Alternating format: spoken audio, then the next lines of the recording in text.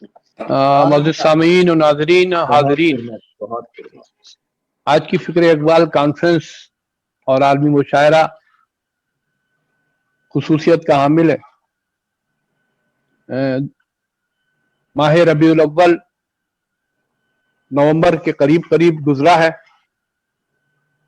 और इन 2 महीनों में नबी पाक सल्लल्लाहु अलैहि वसल्लम की जहां हम विलादत की खुशियां मनाते हैं, वहीं उसके साथ ही नवंबर में अल्लामा इकबाल की विलादत और एशिया की एक और शख्सियत मशहूर शायर फैज की वफात का भी जिक्र होता है। माह रबीउल अव्वल की कुर्बत और इकबाल की मुनासबत से मैंने इस मौके पर इकबाल और वाक़या मेराज के सिलसिले में अपनी गुफ्तगू रखी थी, जिसका एक तवील मुकाला कलमबंद किया था, मगर मुझे लगता है कि वक्त की कमी के सबब मैं उसे पेश नहीं कर पाऊंगा। चंद बातें आप सबके सामने डॉक्टर रशीद साहब की इजाजत हो तो पेश करूं।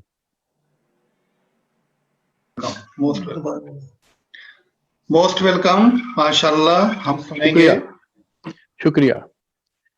अल्लामा इकबाल ने अपने एक लेक्चर में हजरत अब्दुल कुद्दूस गंगूही रहमतुल्लाह अलैह के ख्यालात बयान फरमाए हैं कि मोहम्मद सल्लल्लाहु अलैहि वसल्लम मोहम्मद अरबी बरफलक अफलाक रफ्त बाज आमद वल्लाह अगर मन रफ्त में बाज नया मदम ने, यानी अगर हजरत सल्लल्लाहु अलैहि वसल्लम अर्शे बरी पर पहुंचकर वापस तशरीफ लाए लेकिन मैं इस मुकाम तक पहुंच जाता तो कभी भी वापस ना आता।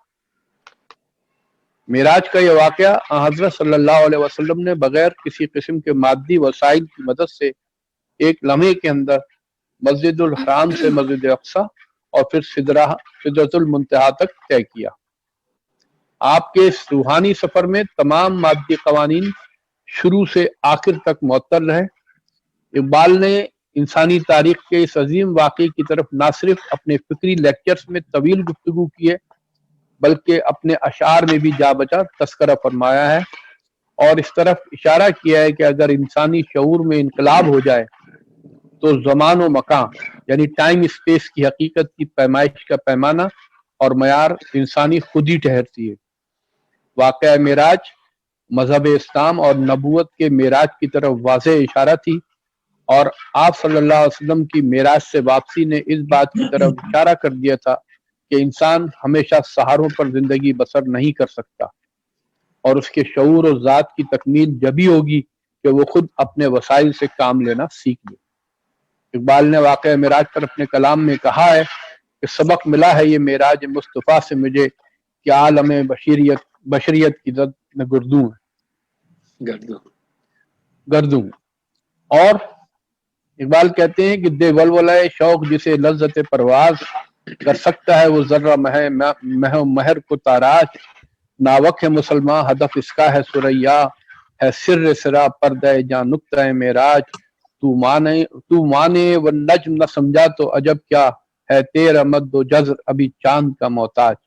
और नबी पाक सल्लल्लाहु अलैहि वसल्लम के इस फरमान को कि रुयत इलल अर्ज़ फारियत मशारक़हा व मगारिबहा, यानी मुझे दिखाई गई मुझको जमीन, फिर देखा मैंने इसके मशरकों और मगरिबों को।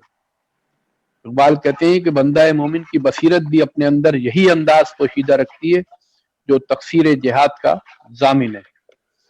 और इसी मजमून को इस शेर में कुछ इस तरह समझाया इकबाल ने कि इश्क की एक जुस्त ने तय कर दिया किस्सा तमाम, इस जमीन आसमां को बेकरां समझा था मैं। ये मेरे एक तवील मुखालिफ का खुलासा है जो इंशाल्लाह मैं कहीं शाया करूंगा इसको।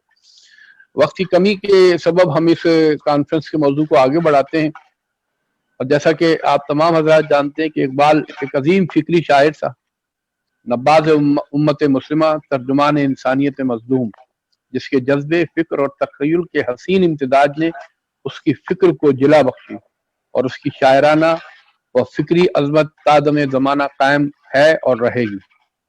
इकबाल ने दुनिया पर अपने फलसफे और फिक्र के जो नुकूश छोड़े हैं वो अनमिट हैं और अपनी शायरी के बारे में खुद इकबाल कहते हैं, मेरी मशातगी की क्या जरूरत हुस्न मानी को कि फितरत खुद ब खुद करती है लाले की हिनाबंदी।